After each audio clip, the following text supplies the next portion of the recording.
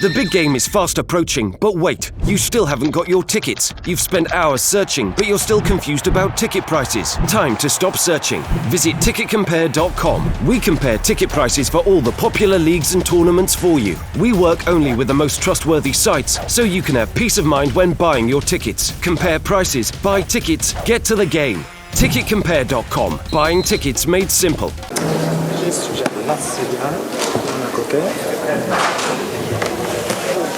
So we'll continue the press conference of Real Madrid. We have the pleasure to have here, as you can see next to me, head coach Zinedine Zidane.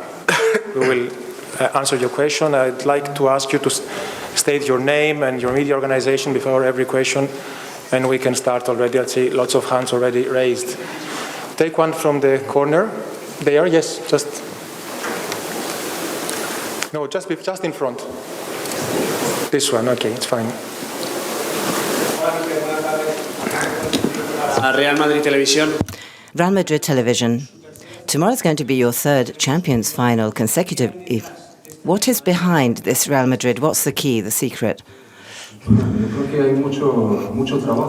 Well, a lot of hard work and a lot of talent. Definitely a lot of hard work. To reach a final is not easy. At the same time, we're very happy, we're delighted to be able to play another final.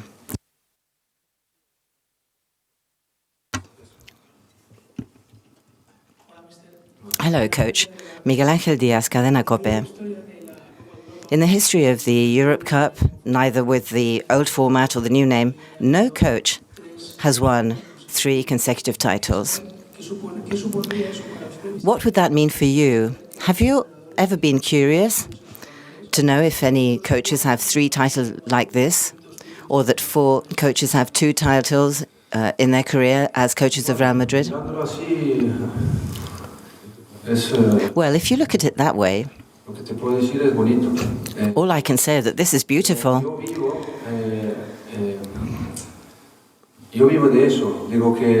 But that's what I do. This is my passion. I've always been a good competitor. I like to compete. And behind all of that is a lot of hard work, not only on my part, but on the part of my players and players of the past. And that is what Real Madrid is all about. But I love to compete. And at the end of the day, if you like to compete and you're willing to work hard, you can actually achieve what we've achieved and what we're doing. And for me, this is entirely normal. We have to live our lives in a normal way, and that's how I see it. Hello, Coach. Sergio Tirante, Paragol. A few weeks ago, you said that Cristiano would be at 150% in this final. Is he there at 150%, a little less, a little more? How do you see him? Well, I think he's doing great. But if he's doing 140%, that's fine as well. He's looking great. This is going to be our last training session today, and tomorrow will be the last match in the season. And you have to know, you must know that he lives for these matches, to play these matches. That's what his life is all about. That's what makes him tick. Hello, Edu Pinal, Onda Cero. You've said repeatedly that you were a great player and that you were always on the pitch. When I say that you were a great player, you always said, well, I was never on the bench because I was always on the pitch. Tomorrow, Marcelo and Ramos will be playing, for sure. They know that. Keylor Navas knows that he's going to play, and he knows that, and others, Carvajal. But there are others who might be doubtful. Bale, Isco, Benzema. Perhaps some might be on the bench. Whoever stays on the bench, in your view, will they not see themselves as great players because they're not lined up initially? No, of course not. And we shouldn't think that way. Because, as Isco said, then for them, it's not a nice thing. I, as a coach, have to take those decisions, even the hard decisions. All the players you've just mentioned are all very, very good. And we know that many are not going to be in the initial lineup. They're going to be on the bench, and others are going to be in the pitch. But we have a team philosophy. Players might be disappointed if they don't play. But when the match starts, the player on the bench knows that they are part of the team, and that's the way it works. We are a team, a squad that's very close-knitted, and there'll always be players who necessarily have to stay on the bench. But those who do also contribute in some way to the team, and that's very important. Hello. Javier Rai, Cadena Ser. Jurgen Klopp said here moments ago that he admired you when you were a footballer and that it seemed that you never suffered, and that somebody who grew up in Marseille and has had to fight from an early age does suffer. Are you suffering? Will you suffer today in the face of this final tomorrow? Well, no, I'm not suffering today. As always, just before a match, everything is the other way around. We're so delighted to be able to be here again at another Champions League final. And remember, this moment, today, tomorrow, we're not going to live it again. It's going to stay in the past. We'll be there to live other things in football. But today and tomorrow will never be repeated. So clearly, we have to make the most of it.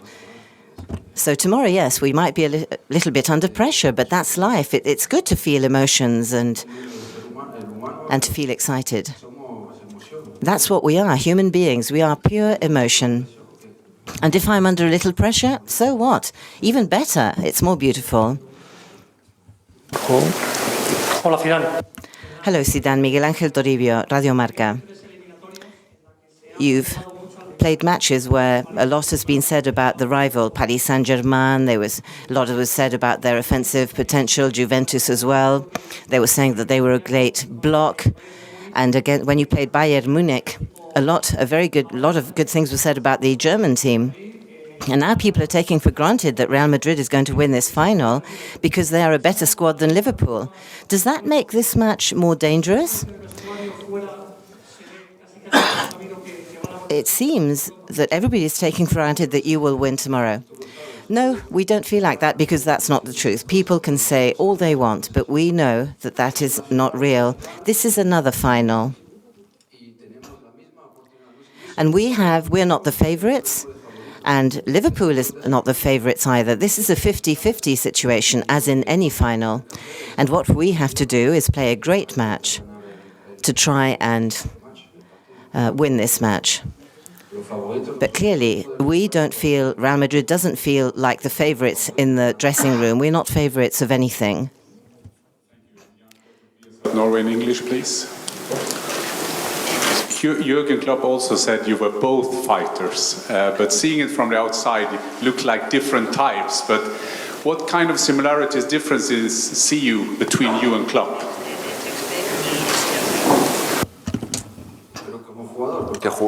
As a player? Do you mean, or as a coach?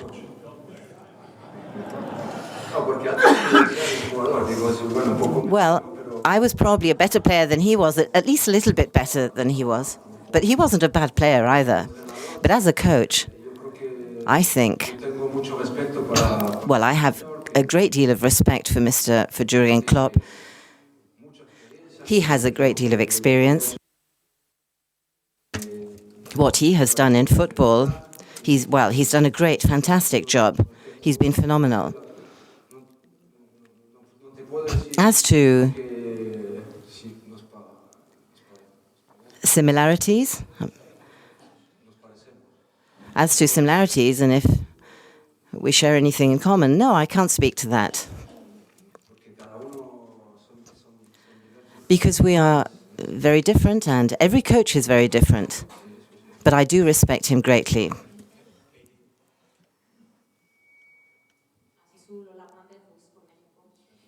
From Mexico, Klopp has praised you a great deal in the press conference. And somebody said the other day, if Guardiola had done what Zidane had said, people would be singing on the rooftops. Do you feel highly valued? Yes, I do. Why not? A little bit valued, yes. Sometimes I don't feel that valued, but that's life. What's really important to me is to do a great job, do things properly, to give everything I have, to give it my all. And then the consequences are not that important. When you are satisfied because you've done your best, you've given everything, and that's what I tell my players, you have to give your all. And if you've done your best and you haven't achieved what you wanted, well, that's beyond your control, so you feel satisfied. I feel valued.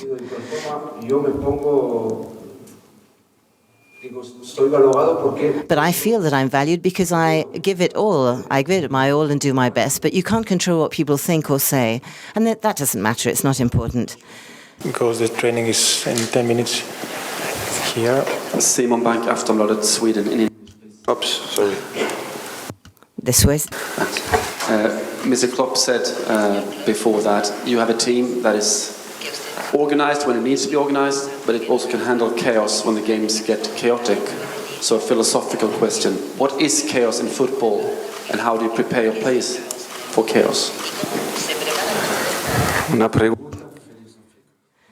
Well, a philosophical question. Well, I'll have to think about what I'm going to reply to you.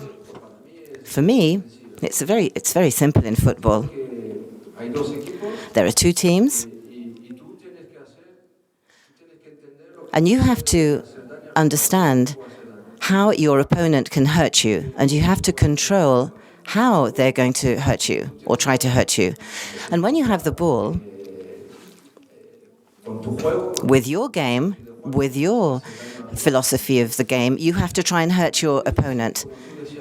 As you said, a difficult moment in matches. We've had lots of difficult moments in matches, and we'll have difficult moments tomorrow. But what we will try to do is try to diminish the damage that they might cause us, and we'll try to use the ball and attack and try to attack and hurt our rival. But of course, we will be suffering tomorrow. You're next to the yellow. Yes, this one. Hola. Hello, Zidane. Cañizares from ABC. Julian Lopetegui, when he gave the players who will be playing in Moscow and Russia, when he was asked about Morata, why he was left out, he said, wow, he's been a really decisive player over the last 2 years. Does that happen to you when you decide on the lineup, whether today or tomorrow, and you know that you're going to be leaving very important players on the bench and they really deserve to be on the pitch? Will you feel bad? Will you think, oh, what if the player feels upset? Will you explain to the player? Yes, of course. I've said this repeatedly. I think this is the worst moment for a coach. When you have to make that choice and decide, especially when you're playing in a final, because some players will not even put their jersey on, and others will be on the bench and perhaps not play at all in the final. But of course, players know that. And clearly, for a manager, it's the most difficult moment. But I have to take that responsibility on. It's my responsibility. And I have to understand that that's my job as well. Zidane, and I remind you that the training is starting in less than 10 minutes at 8 o'clock. It's fully open to the media. See you there.